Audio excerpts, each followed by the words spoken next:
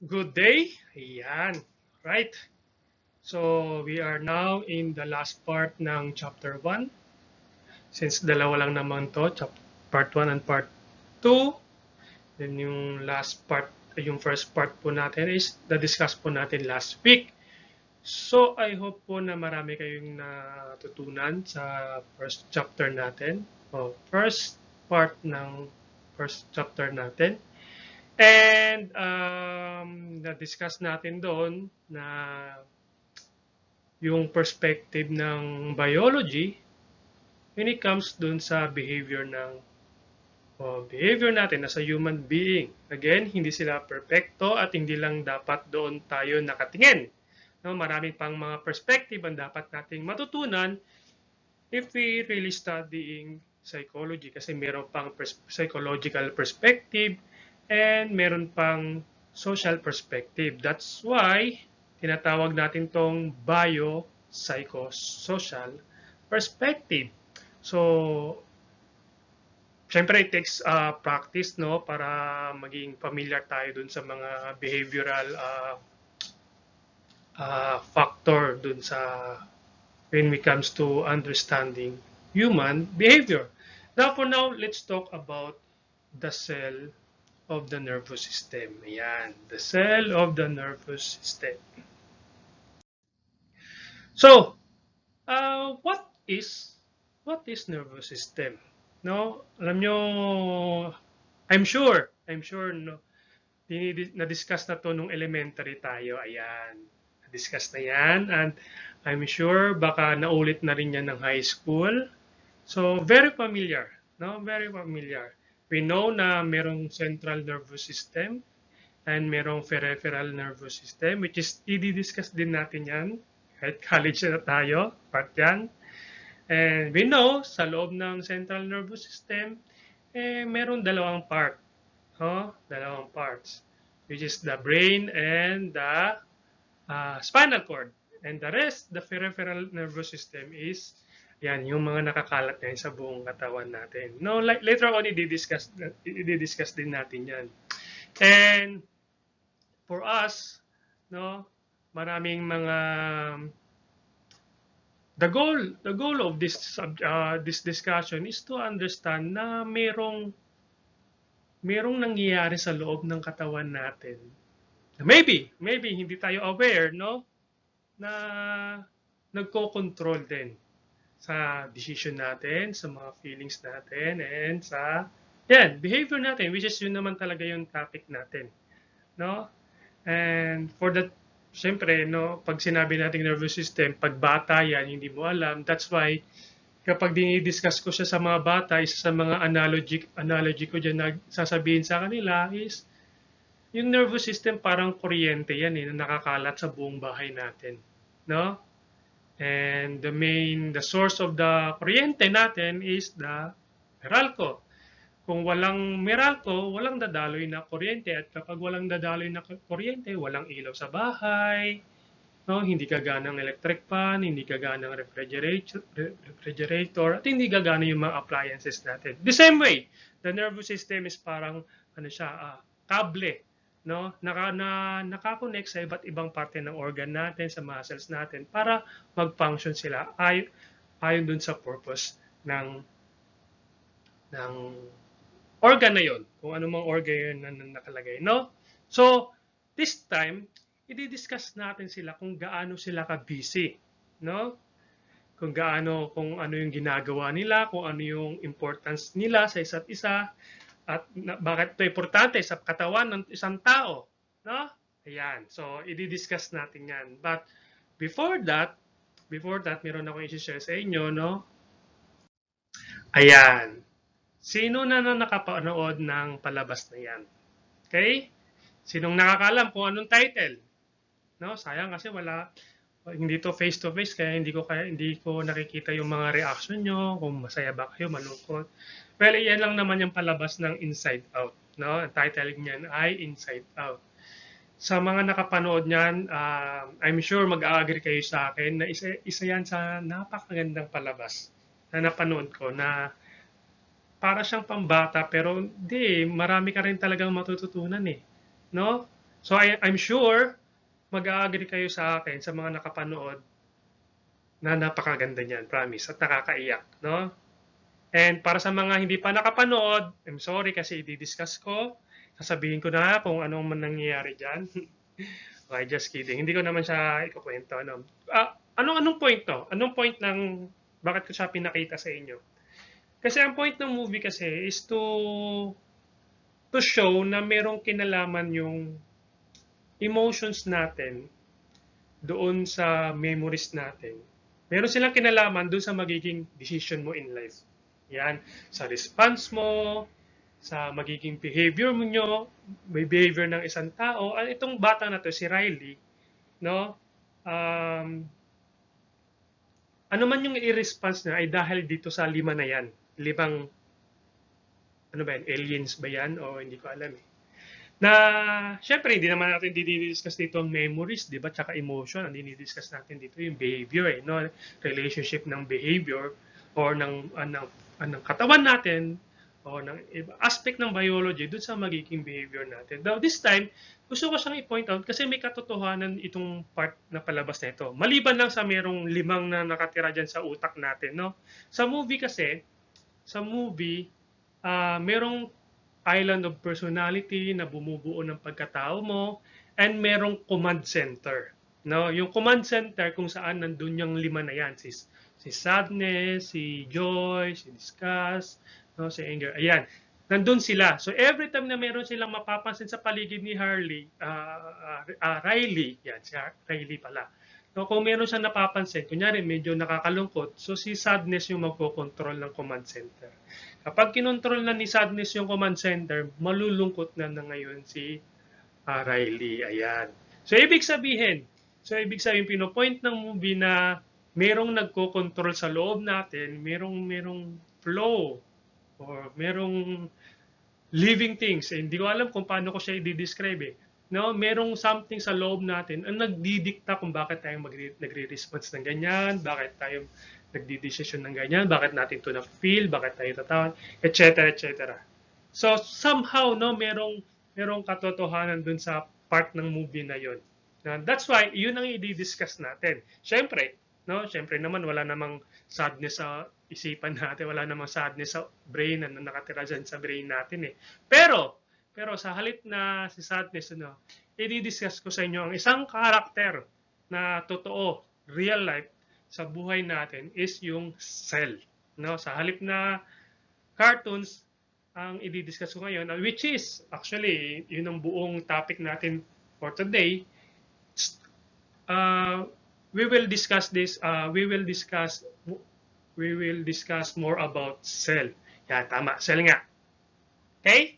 So, gusto kong ipakilala sa inyo yung cell na bumubuo, building block ng nervous system. So the nervous system consists of two kinds of cell. Ayan. Madali lang matutunan to. First is the neuron cell and the glia cells. No? I'm sure mas familiar na kayo sa neurons, lagi yung nababanggit. No? Lagi yung nababanggit. Pero do we really know the function? Do we really know the importance of neurons? Kung gaano sila ka-importante sa nervous system natin. And the glia, I'm sure some of you ngayon nyo lang narinig yan. So later on, i-discuss natin si glia. But for now, focus muna tayo kay neuron cell. Okay? Ano siya? Ano yung components niya? Ano yung structure niya? Paano siya nag-work? Paano siya tumutulong sa atin sa pang-araw-araw? Okay? So, set aside muna natin si glia. Focus muna tayo kay neuron cell. Okay? So, let's talk about neuron cell. Yan. So, neurons receive information and transmit it to other cells. Okay? So, si neurons daw, nagre-receive ng information at dinideliver niya itong information na to other cells. No? So, ganun yung trabaho niya. No? Madali lang intindihin. So, sir, anong klaseng information yun? Maybe the information is the audio or ano nakikita mo, senses, no? Kapag ba hinawakan mo yung table at mainit, so ibig sabihin yung information na yon tinatravel through neurons at pinapasa sa iba't ibang part ng brain natin. Simple as that. Okay? Now, to understand more about the parts of the neurons, we focus on the particular structure. Kasi maraming structure ang neurons natin eh. Okay? So, discuss natin iba't ibang parts ng neurons at ano ang mga functions nila. Okay, so here we are. The cells in the nervous system. First, meron tayong dendrites. Hopefully po nabasa nyo yung book para naintindihan nyo po yung parts kasi this time i-discuss ko na lang. Hindi ko na lang ilalagay yung definition but mas importante na nadidiscuss at naiintindihan nyo yung mga parts at yung mga functions nila. Okay? So first is meron tayong dendrites, meron tayong soma, meron tayong myelin sheath, axon, and terminal buttons. So madali lang silang tandaan. 5 lang sila. 1, 2, 3, 4, 5. Okay.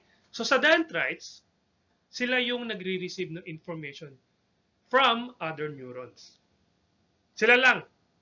Never nangyayaring si dendrites yung naglalabas ng information. Si dendrites, that's why marami siya, no? Para siyang branch-like, no? Na nakakonect sa iba't ibang mga neurons para kung ano man yung makuha ng isang neuron sa to, makukuha niya at ma-deliver niya rin sa ibang mga neuron. Then, the soma, which is contained of nucleus, nandyan yan, nasa loob. Tapos, meron tayong axon, which is doon magta-travel yung information na yan through action potential. Mamaya, discuss natin yung action potential. Pero, through axon, dyan yan magta-travel yung information and mag-stay hanggang terminal buttons, which is, just for example, no, ganito na lang, yun, no? Terminal buttons at doon na magre-release ng chemicals to deliver it to other neurons. Okay? So, meron siyang chemicals na lalabas dyan sa terminal buttons na yan. Okay? So, meron tayong dendrites which is nagre-receive ng information, ipaprocess ng soma, not ipaprocess, not ipaprocess, but this is the body of the neurons. Tapos, kapag enough yung information, yung action potential, magta-travel siya through axon and papuntang terminal buttons at saka magre-release ng chemicals as a signal na na-deliver nila yung message na yan. Okay? I hope na naintindihan nyo ang very simple explanation lang ng process or parts ng neuron. Okay? So this is an example, no? Kung the arrow indicate the flow of information, neurotransmitter can have excitatory or inhibitory effects on another neuron. Okay? So later on, i-discuss natin yan. So dito magagaling as you can see, dito manggagaling information coming from other neuron at i-release niyan ni dendrites. So, makukuha yan ni dendrites kung dito galing ang information, makukuha yan ni dendrites. Kung dito naman galing yung information, makukuha pa rin yan ni dendrites kasi marami siyang galamay at pupunta na siya sa axon. Tapos, i-deliver niya na doon sa responsible na tawag dito, other neurons. Okay? So, ganun din yung process.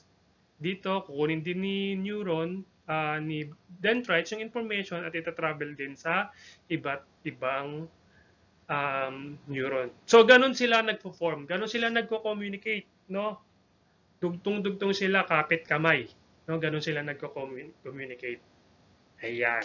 So, this is the example na hindi lahat or sa dinami-dami ng neuron sa brain natin, hindi sila nagkakadugtong. No? Hindi talaga nagta-touch ang bawat isang neuron. No? Akala nyo nagta-touch lang dito, no? Atras tayo ng konti, no? Hindi pala na-atras. So, akala nyo na, ayan, makikita natin dito, Actually, hindi talaga sila magkakatugtong. Itong space na to, tinatawag tong synapse. No? Synapse. Ibig sabihin, from one neuron to other neuron, hindi talaga sila nagkakadikit. Kasi ang way ng communication nila is yung pag-release ng chemicals to other neuron.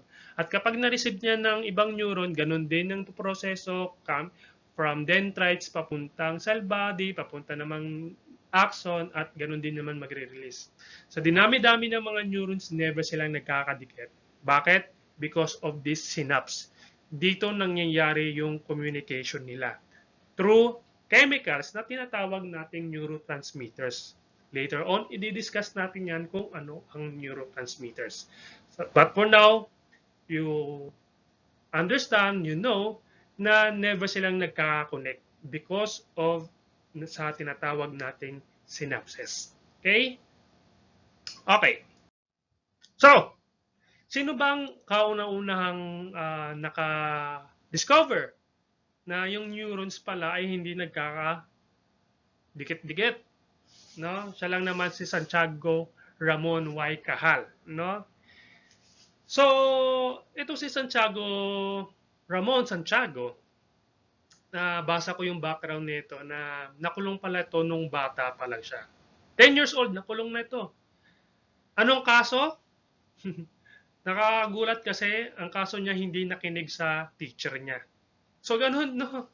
1940, 1917 yata yung mga year na yon, na kapag hindi ka pala nakikinig sa teacher mo ay nakukulong ka ng I don't know kung ilang taon, no? I don't know kung araw ba o buwan ba ang pagitan pa ako makalaya. Pero sa panahon niya, nakukulong ang isang bata kapag hindi ka nakikinig.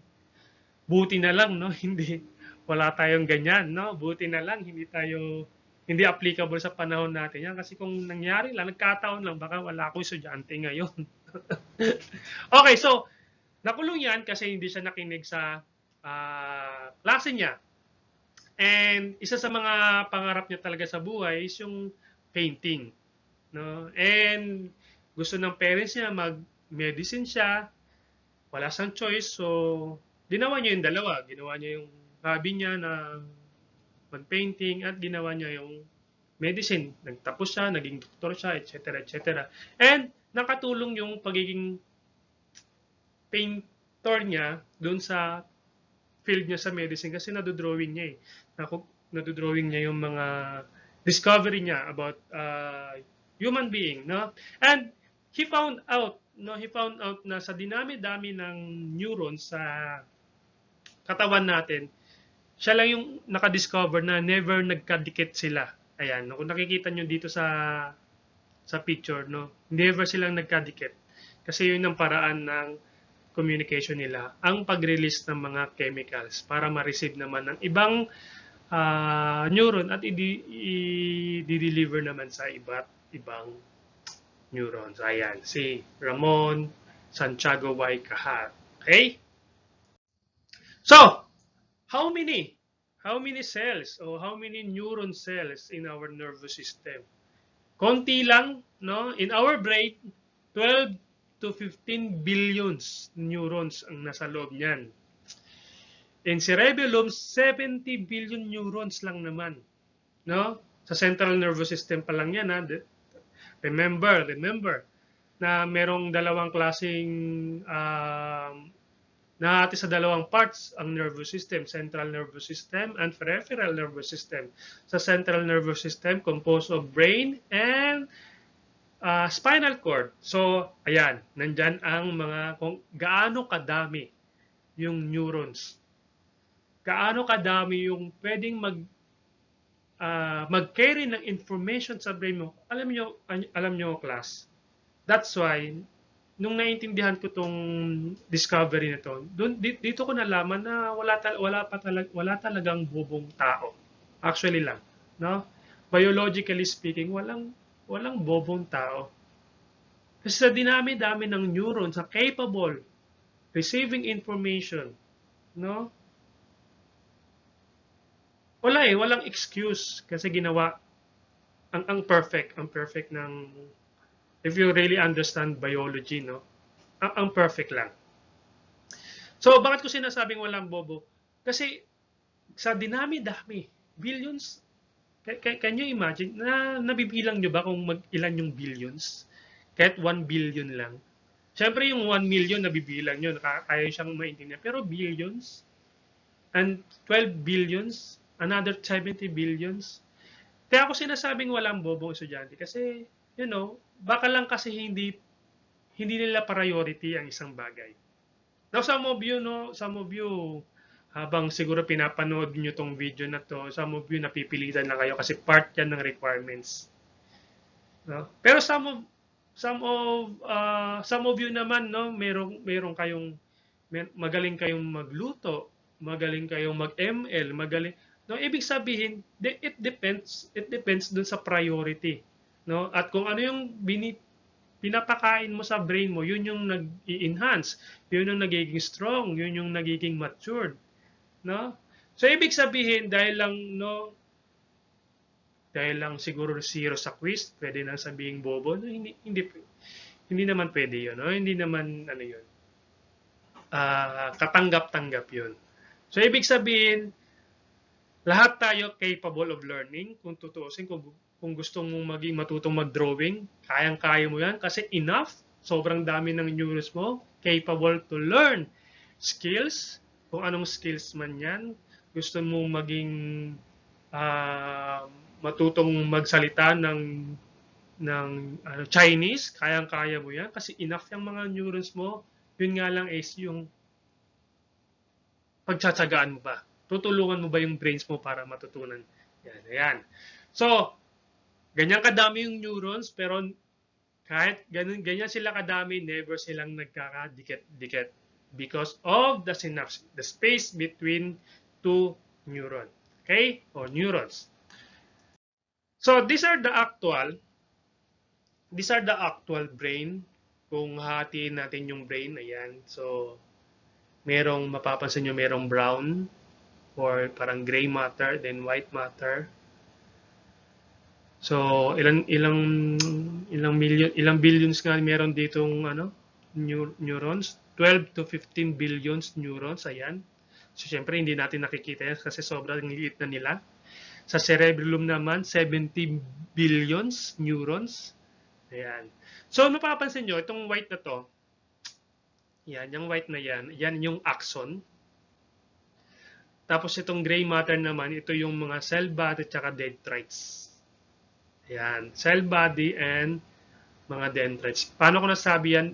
Because this white is the myelin sheath. Kung naalala nyo kanina, yung axon, merong naka-cover sa kanya na myelin sheath, which is the fatty substance. Part siya ng glia. Mamaya, i-discuss natin yun. Part siya ng glia na nakapulupot sa axon. Sa fatty substance, that's why kulay white yan. Yan, yung nakikita natin. Okay? So, well, we hope, mayroon tayong opportunity na makahawak ng ganyan. No? Ayan. So, kahit naman siguro hindi tayo makahawak, as long as na naiintindihan natin kung anong nangyayari dyan sa brain, I think enough na yun. Okay? Okay. So, the brain is the organ that moves the muscle. Okay? Again, kaya tayo gumagalaw, kaya nagagawa natin yung gusto natin because of our brain. No? Hindi dahil ginusto natin, dahil meron tayong hindi kusang gumalaw lang, no? At meron kasing memes na nakulong yung lalaki na ewan ko paano yung case na yon. Basta ibig sabihin, kapag meron kang gustong abutin, dinidikta yan ng brain. No? At maaabot mo yan kasi sa tulong ng brain natin. Then movement or behavior is the primary function of the nervous system. Again, movement or behavior is the primary function of the nervous system. So, now you understand na without nervous system, hindi ka makakagalaw. Without nervous system, walang behavior na mangyayari. Di ba? Galing, no? So, ang laki ng tulong talaga if you really understand, no? If you really want to understand more about human being as a psychology student, you need to consider, understand biology o physical aspect ng katawan natin. So, now, aside sa neuron, merong tatlong klaseng neuron, no? So, merong cell sa nervous system natin, nahati siya sa dalawa, neuron cell and glia cells.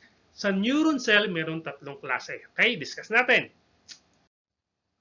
First is sensory neuron. Okay, the word or the name itself, malalaman nyo na, okay, sa sensory ito. Responsible to sa sensory. A neuron that detects changes in the external or internal environment and sends information about these changes to the central nervous system. So, ibig sabihin, itong neuron na to ay responsible for our senses. So, ano-ano yung mga example, kung ano man yung bagay dyan sa paligid, try nyong hawakan. Ano napapansin nyo? Makinis ba? Mainit? So, lahat yan dahil kaya mo siya nararamdaman because of this neuron. Sensory neuron. Siya yung responsible for to interpret information from outside. No? So, ibig sabihin yung dendrites niya, kunyari, no, if we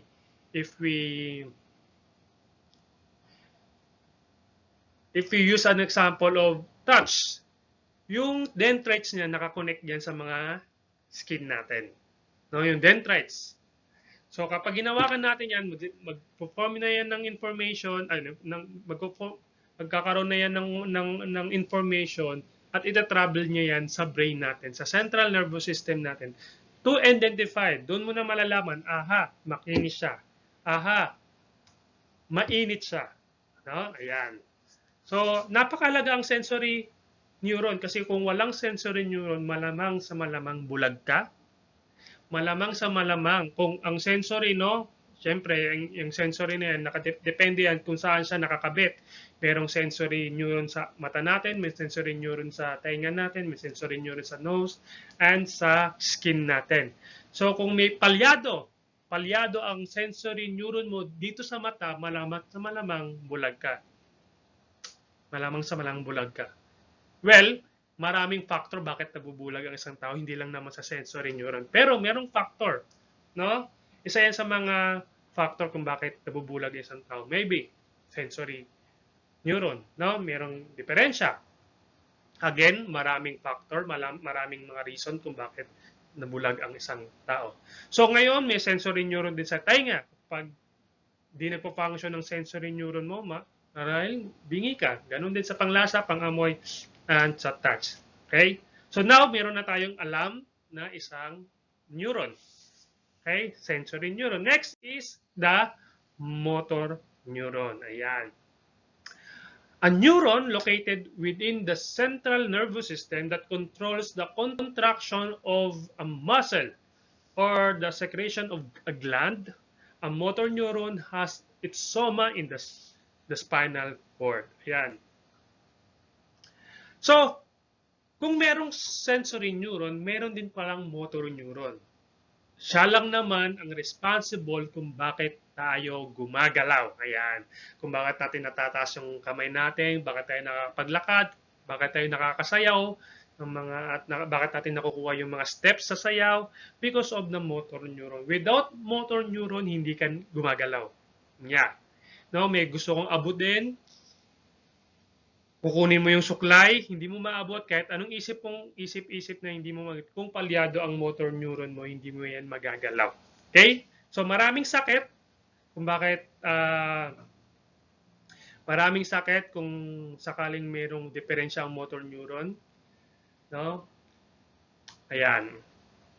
So kapag tinaas ko yung kamay ko, dahil yan sa information from my from my central nervous system, isi-send ko ang information, dadaloy sa mga neurons, at sasabihin niyang igalaw mo yung kamay mo, kaya siya gagalaw because of the motor neuron. And the last part, meron tayong tatlong kinds ng neuron. First is the sensory neuron, the second is the motor neuron, and the last one is, ayan, interneuron, a neuron located entirely within the central nervous system. Siya lang naman ang middleman ng dalawa. Okay? So, siya lang naman ang decision making ng dalawa. So, try nating i-connect tong tatlong na to. Kunyari, no? For example, bibili ka ng pagkain sa karinderya. Paghawak mo ng takip ng kaldero, naramdaman mong mainit. Siyempre, yung information na yun, magta-travel muna yun sa sensory neuron, tapos papunta sa interneuron at doon siya magde-decide na mainit at masakit sa katawan, kaya uutusan niya si motor neuron na bitawan mo ang takip kasi mainit. No, that's how process nangyayari between sensory neuron and motor neuron. Okay? So this is the example of these three neuron. So meron tayong dendrites. Ito ay sensory neuron, yung kulay blue. Yung kulay red naman is the motor neuron. Itong parte na to is the spinal cord na nakakabit sa likod natin, na nakalagay sa likod natin. Itong parte na to is the peripheral nervous system. Itong part na to is the central nervous system. Itong dendrites, itong sensory neuron, ito ay nakakabit sa, just for example, kunyari nakakabit siya sa skin natin, o ito ang sa touch, at ito naman sa muscle. Okay? So sa dendrites receptor, yan yung nakakabit sa skin natin, na kapag na-receive niya yung mainit na parte, pupunta yan sa spinal cord, at dito na magde-decide si interneuron. Bibitawan ko ba o hindi? So, kapag nag-decide na si interneuron, sige, bitawan mo. So, that's why ibibitaw niya. Now, other term sa sensory neuron is afferent transmission. Ibig sabihin, kukunin niya yung information. No? At ibibigay, kumbaga dadalhin niya yung information from other neuron. Dadalhin niya. Ibig sabihin, sa case natin, si sensory, kukunin niya yung information at ibibigay niya kay interneuron. Now, other term for motor neuron is efferent transmission. Ibig sabihin, kukunin niya, no? Kukunin niya yung information from other neuron. Okay? So, ganun din kung ito ilalagay natin sa mata. Kunyari ito, nakakabit ito sa mata. Siyempre, no? For example lang naman to, no? Kapag meron kang bola na nakitang tinapon papunta sa'yo, most likely magde-decide si interneuron na umilag ka. So, ayan. Kaya ka makakailag because of the motor neuron. So, ganun sila ka-close. Ganun sila ka-organize when it comes to information. Galing no?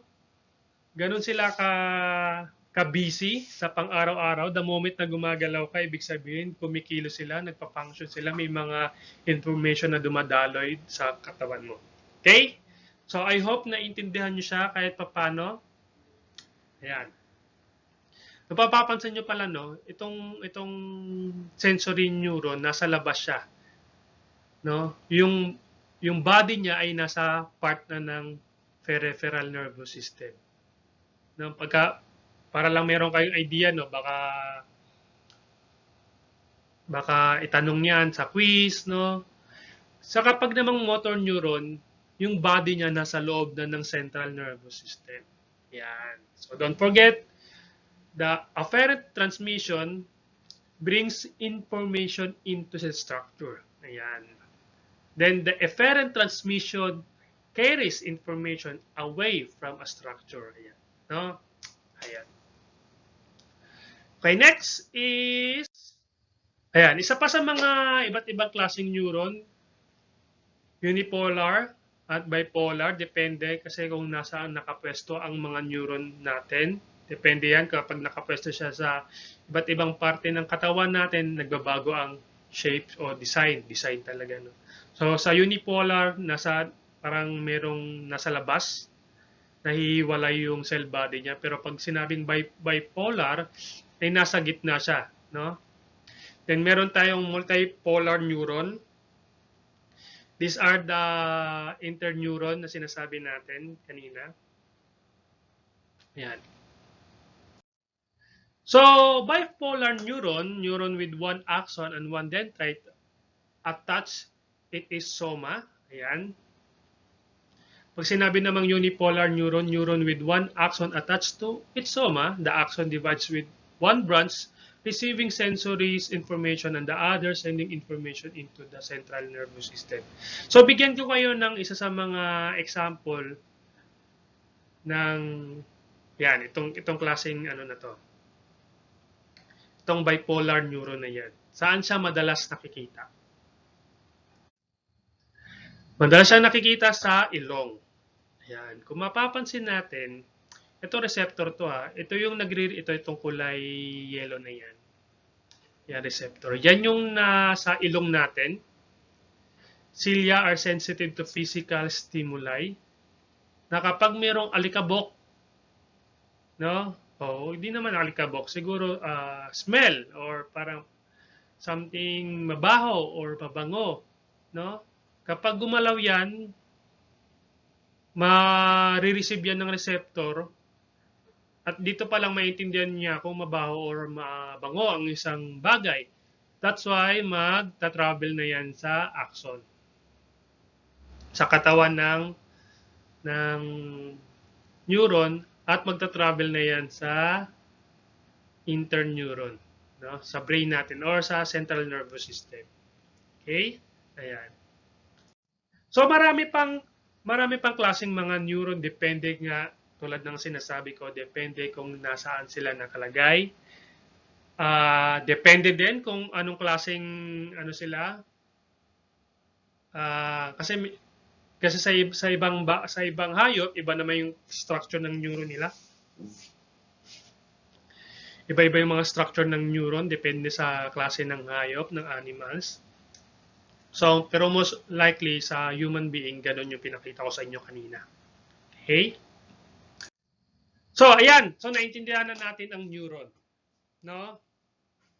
Si neuron, nagre-receive ng information at ini-deliver niya yung information to other neuron. Merong tatlong klaseng neuron, merong sensory neuron, motor neuron, tsaka interneuron. So these are the cells na capable to carry information. At marami sila. Okay? Next is the glia cells. Okay. So sino naman to? Ano naman to?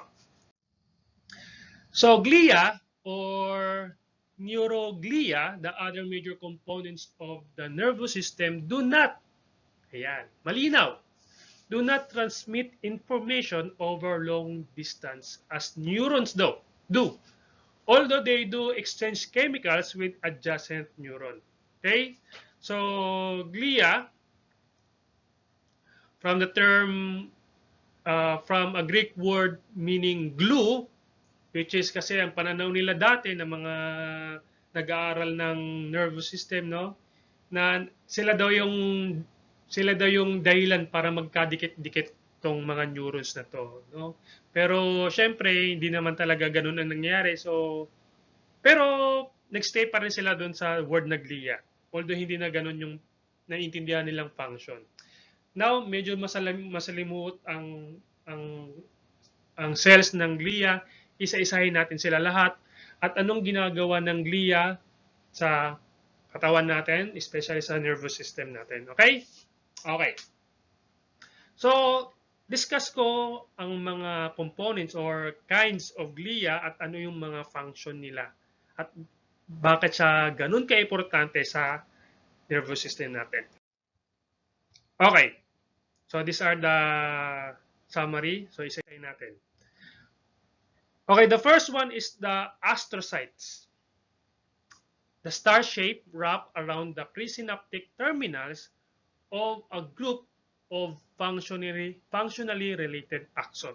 Okay, so remember, na-discuss na natin kanina na hindi nagkaka-connect ang hindi nagkakadikit ang dalawang neurons. Okay? So merong space na tinatawag nating, ano nga ulit 'yon? Very good. Kahit wala akong narinig, synapse. No? So ang role ni astrocyte is to cover yung parte na yon. Kung makikita nyo dyan, to cover yung parte na yon para kapag nag-release ng chemicals, yung isang neuron, eh mapupunta yun sa kabilang neuron. Kasi kapag walang cover yon, nangyayari kakalat yung chemicals na yon. Isa pa sa mga role ni astrocytes is to connect this to bloodstream. Ayan, nakakonect. No?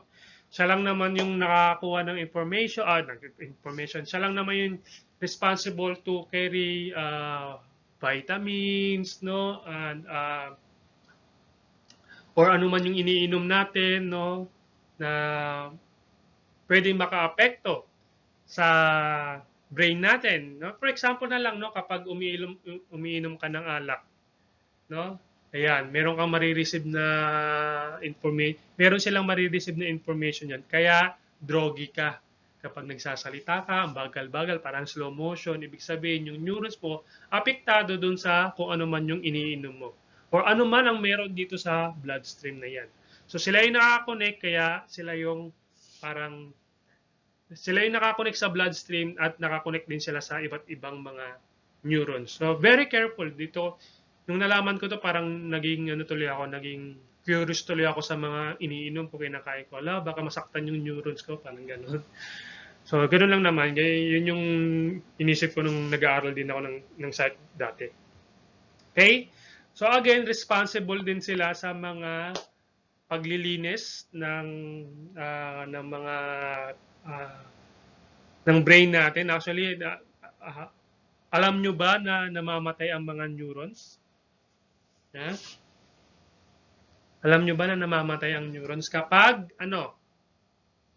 maraming reason, pero isa sa mga reason na yun ay minsan hindi na siya nagagamit.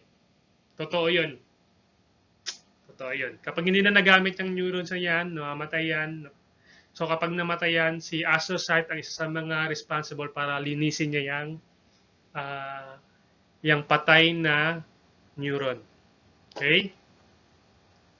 Sir, bakit po namamatay, sir? Kasi hindi mo na ginagamit. Kunyari, dati nag-aaral ka ng trompo. No? Nag-aaral ka dati ng trompo. Tapos, over the years, hindi mo na siya ginagawa. So, yung knowledge na yun or yung information na yun na responsible dyan is yung particular na neurons na yan. Wala nang information na dumadaan. Actually, yung information na yun yung pinaka-food nila talaga actually. The more na maraming information na pumapasok dyan sa neuron na yan, the more na sila tumataba, the more sila nagiging malakas. Kaya pansinin nyo, no, kapag gamay na gamay mo na yung isang bagay, ibig sabihin sobrang taba na ng neurons na yan. Same way, kapag wala ng information na yan, mamamatay na yan, nawawala na yan. At kapag nawala na yan, kapag gagawin mo ulit yung isang bagay, di mo na alam. No? Ganun yun, di ba? Di mo na alam. Wala, parang dati alam ko na ito eh. Ngayon, di ko na alam kung paano ko siya gawin. So, ibig sabihin, wala na yung particular neurons na yan. So, si astrocyte, yung mayroong responsible for cleaning doon sa mga namatay ng mga neuron. Okay? Next. Next is the microglia. Very small cells also remove waste materials as well as viruses, fungi, and other microorganisms. No, siya yung parang janitor eh. Sobrang helpful nito guys kasi kung may mga viruses yan, maapektuhan yung mga neurons, ibang mga neurons at hindi nila magampanan yung trabaho nilang mag-deliver ng information. No? Actually, parang ano to eh, no? Kung papansin, parang department, no? Meron taga-deliver ng information, meron taga-linis, lahat sila responsible. Lahat sila nagtutulungan para magawa kung ano yung dapat nilang gawin. Ganun kagaling, no? Yung grabe kung maiintindihan nyo lang, kung talagang magiging, ano lang kayo, serious lang kayo to understand mga biological factor natin. Ang galing, maamis ka. Next is, ayan, ito medyo mahirap to i-discuss. Oligodendrocytes in the brain and spinal cord and Schwann cells in the periphery are specialized type of glia that build the myelin sheaths, which is yun yung nakakover sa axon. Okay, so kanina na diniscuss natin yung part ng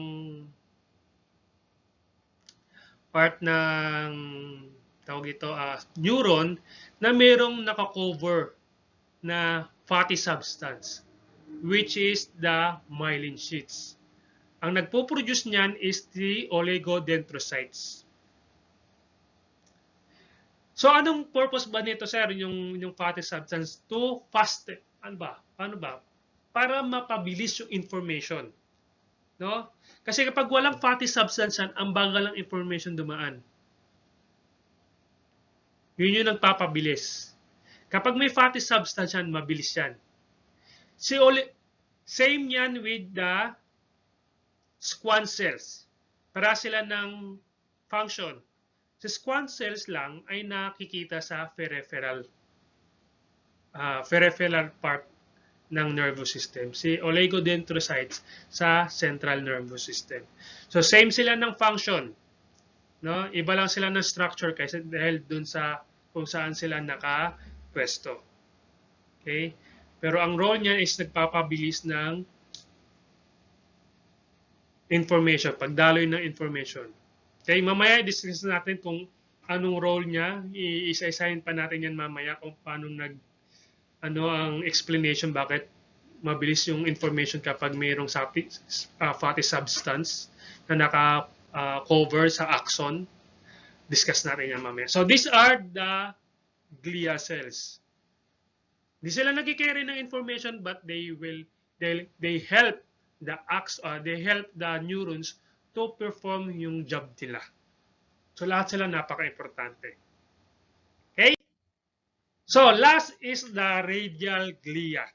Ayan. Actually, nung nag-aaral ako, so, hirap na hirap akong intindihin kung ano talaga to. Guide the migration of neurons under axons and dendrites during the embryonic development. Guide the migration of neurons under axon and dendrites during the embryonic development. Kung maiintindihan nyo guys, meron na tayong definition. Enough na ba ang definition para maintindihan natin kung ano talaga ang radial glia cells? No? Ayan. So, para ma-explain ko kung ano yung radial glia, kasi kahit nung nag-aaral ako ng college, hirap na hirap ako maintindihan kung ano yung radial glia. For some of you, siguro, doesn't matter kung naiintindihan nyo ang isang bagay kasi mas malaga nandun yung definition. Kasi pagdating sa quiz, iintindihan nyo na lang yung definition, alalahanin, i-memorize nyo na lang yung definition without really understanding it. Di ba? Totoo yun, ganun tayo eh. So this time, discuss natin kung ano yung radial glia at mamamangha kayo kung ano itong bagay na to. But for now, gusto kong gumawa ng analogy para i-discuss tong bagay na yan. Sa katawan natin, meron tayong iba't ibang department. Tulad ng sinabi ko sa inyo, merong department na responsible sa skills mo sa pagluluto. Merong department na skills mo sa pagta-type. Merong department na skills mo sa paglalaro ng ML. Merong department sa skills mo sa pagsasayaw.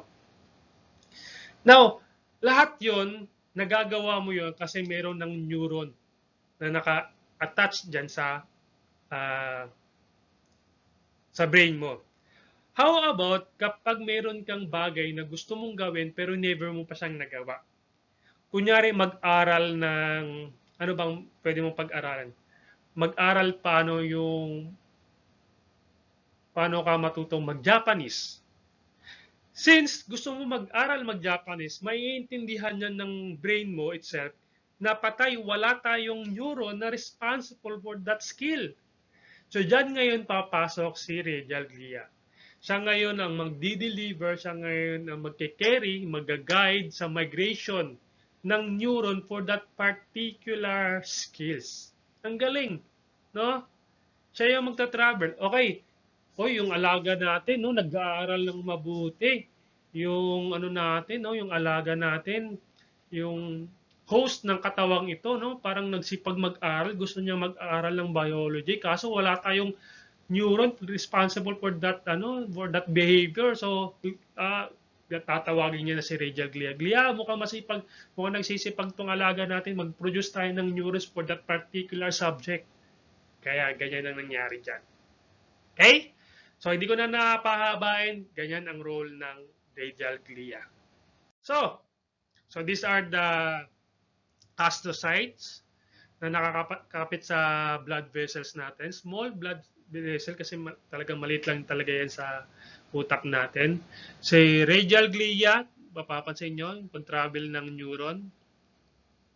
No? And si oligodendrocytes na nakakabit at acting as a fatty substance na tinatawag nating myelin sheath. Yan, ito yung axon. And this squam cell, fatty substance din, myelin sheath din, pero nakapwesto sila sa peripheral nervous system. Okay? And then microglia. So hopefully na gigets nyo yung explanation ko. Now, the nerve impulse, bilisan na lang natin to kasi medyo mahaba na tayo. So, the nerve impulse, ibig sabihin, they are alive, yung neurons natin, buhay sila, and yun ang pag-aaralan natin today. So, tinatawag dito, yung information na yun, yung pag-travel ng information na yun, ang tawag dun is action potential. The change in electrical potential associated with the passage of an impulse along the membrane of a nerve cell. Ayan. So, this is the impulse, the action potential. So, ibig sabihin, meron tayong positive outside and negative inside. So, in short po, meron tayong kuryente sa loob ng katawan natin. Totoo po yun. Kaya po buhay ang nerves or ang neurons natin because meron siyang kuryente actually. Tutusin. Now, nung chinek ng mga scientists, kung ilang voltahe meron ang isang individual na neuron, nalaman nilang meron itong negative 70 millivolts. So, kung tatanungin tayo, kaya pala tayo gumagana, kaya pala tayo gising, kaya pala tayo nagpa-function because of the current o voltahe sa katawan natin. No? Para pala tayong globot nito. Pag walang battery, walang current, walang voltage na maiikot at hindi gagana ang robot, ganun din pala tayo. So, merong voltahe sa loob ng katawan natin, merong positive, merong negative sa loob, merong positive sa labas ng neuron natin. So, discuss natin. So, ibig sabihin, tinatawag natin itong part na to is the membrane of the neuron. No? So, merong sodium na nasa labas at positive sodium na nasa labas at meron ding positive potassium na nasa loob. At the other factor niyan is a negative. That's why mas maraming negative dito sa loob ng nerve ng neuron natin, kaya negative 70 yung na-test nila o nakukuha nilang voltahe. So, nangyayari yan sa axon hilak. Ibig sabihin, kapag ang information or impulses nakuha ng dendrites at hindi umabot, no? Dito sa axon hilak, konting voltahe ang umabot, hindi magta-travel o walang travel walang information na magta-travel. Walang impulses ang mangyayari. Walang kuryente ang magdadaloy. Tulad yan ng ilaw. Kapag sinaksak mo ang isang ilaw sa o itong 20 volts sa isang battery lang na konti lang yung voltahe, hindi iilaw ang bumbilya. Bakit? Kasi kulang yung impulses, kulang yung voltahe.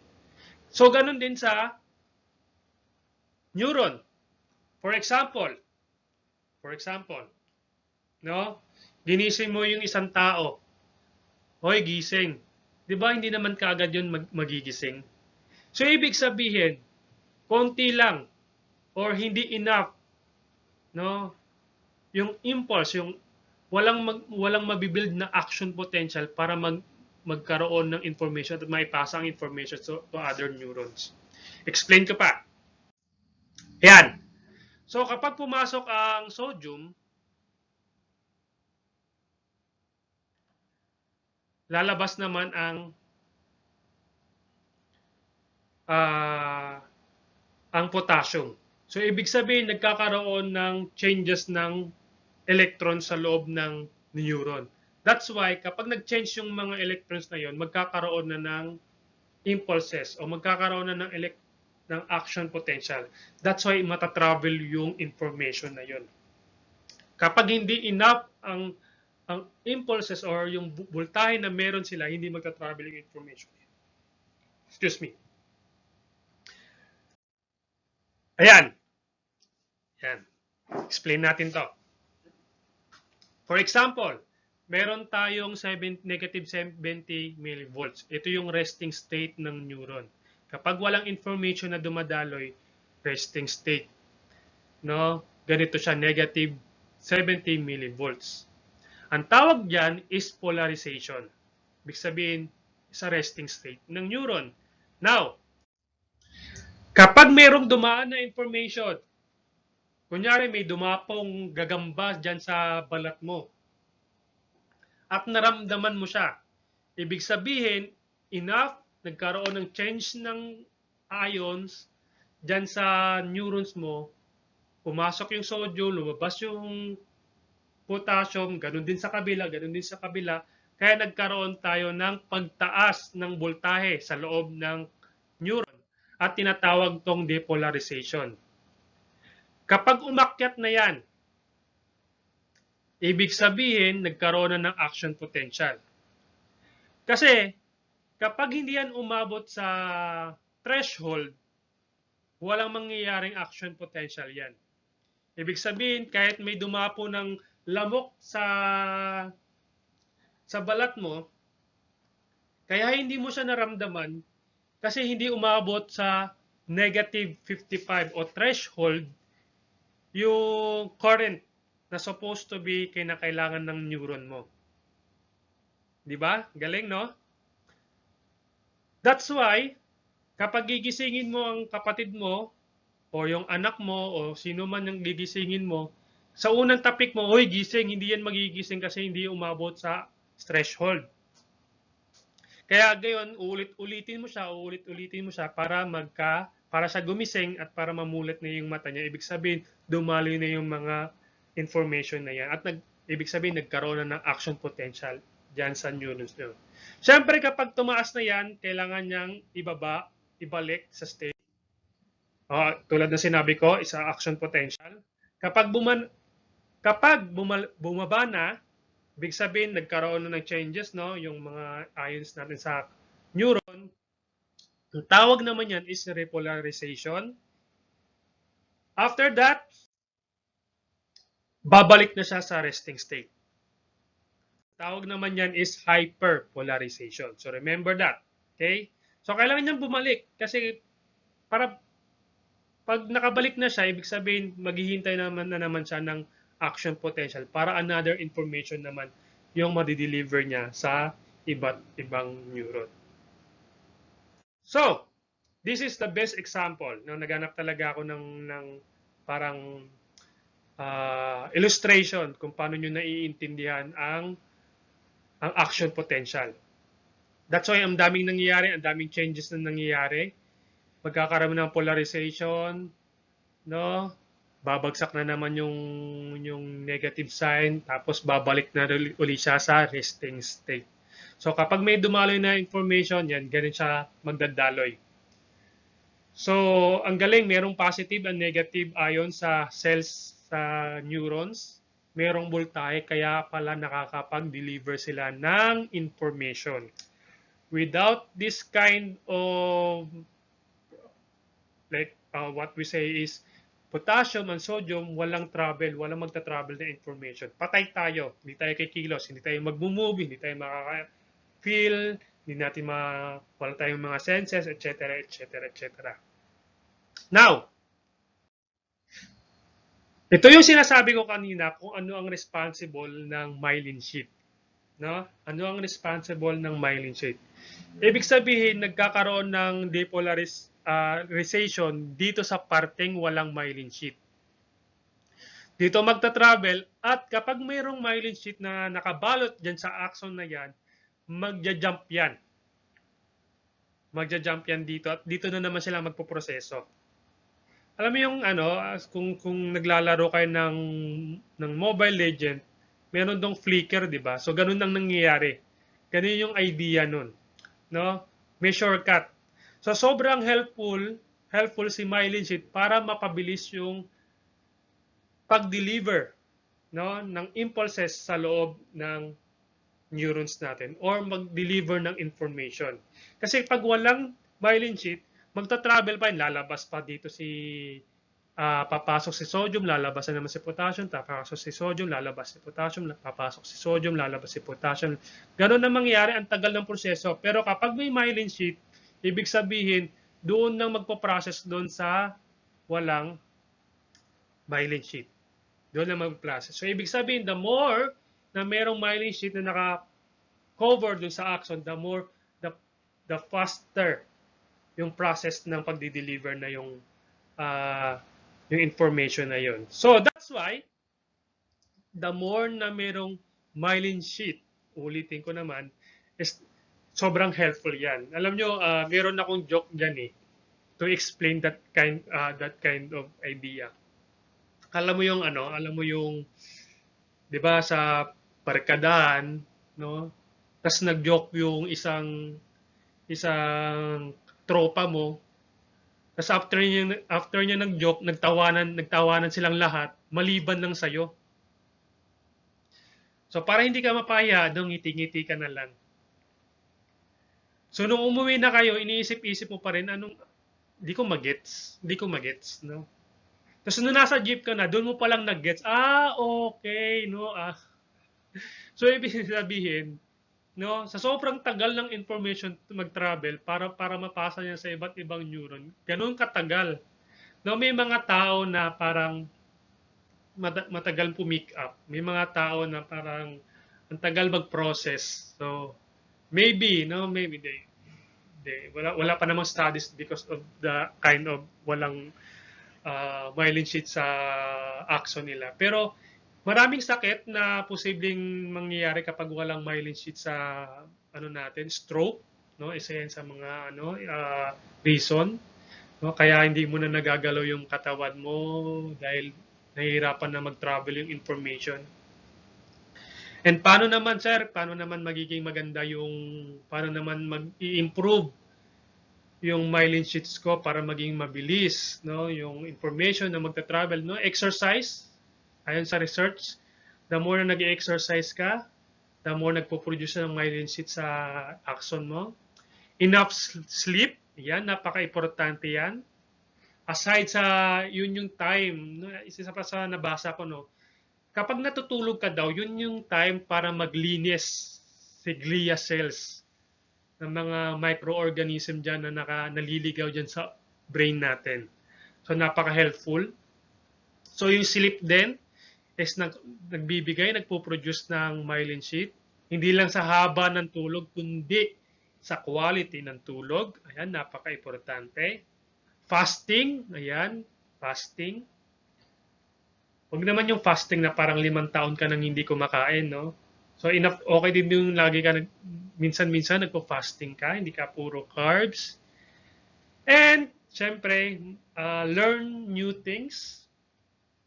Kapag meron kang gustong bagong gawin, kunyari hindi mo trip mag-aral dati, dapat kung gusto mo na mag-aral ngayon, so helpful din yan para mag-produce ng maraming fatty substance na tinatawag nating myelin sheaths.